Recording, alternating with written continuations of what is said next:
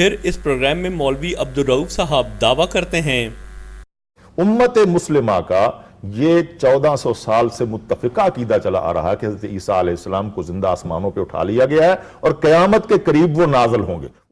مولوی صاحب، آپ کا یہ دعویٰ محض سفید جھوٹ ہے، کیونکہ حضرت امام مالک رحمۃ اللہ، حضرت امام ابن حزم، ازہر یونیورسٹی کے علامہ شلتوت اور سر سید احمد صاحب سب کے سب یہ یقین رکھتے تھے کہ عیسیٰ علیہ السلام فوت ہو چکے ہیں۔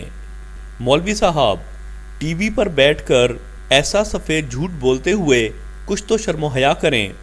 آئیے اپنی آنکھوں سے دیکھیں کہ جاوید غامدی صاحب بھی نہ صرف عیسیٰ علیہ السلام کو وفات یافتہ مانتے ہیں بلکہ ان کا دوبارہ دنیا میں آنا قطعاً خلاف قرآن قرار دیتے ہیں۔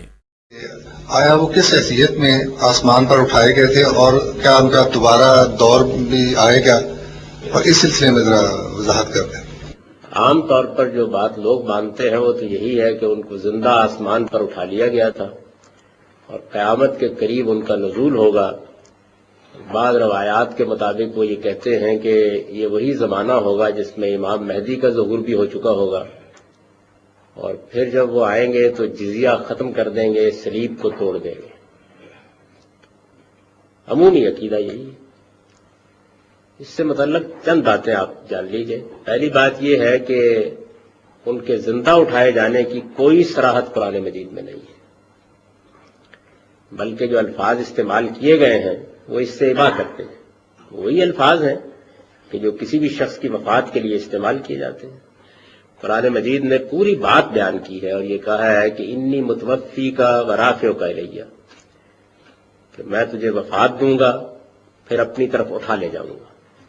تو اس وجہ سے جب قرآن نے متوفی کا کے بعد یہ الفاظ استعمال کیے ہیں تو معلوم ہوتا ہے کہ عام قانون کے مطابق کسی اور کو تو انہیں ہاتھ نہیں لگانے دیا گیا، لیکن اللہ کے فرشتوں نے ان کو وفات دی اور اس کے بعد ان کو اٹھا لے گئے۔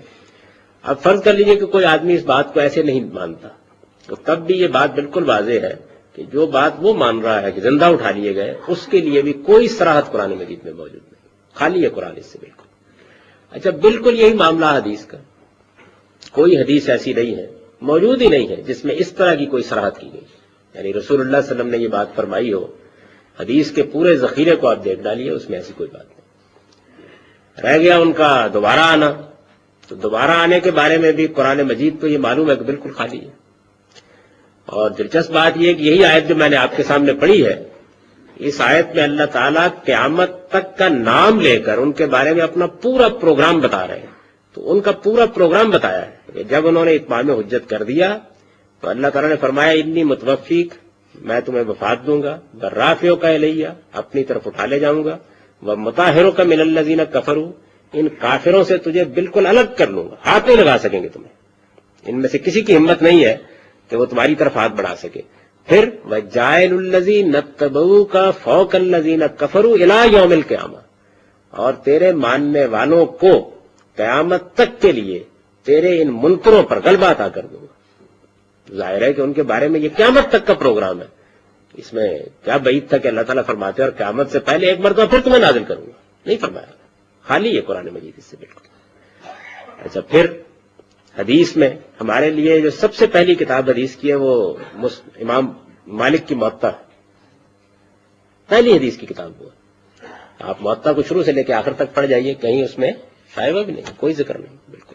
اس کے بعد کی حدیث کی کتابوں میں البتہ سیدنا مسیح علیہ السلام کے نزول کا ذکر آنا شروع ہوا ہے، اور پھر بخاری میں بھی ہے، مسلم میں بھی ہے، ان کتابوں میں ہے جو بعد کے زمانے میں مرتب کی گئی ہے۔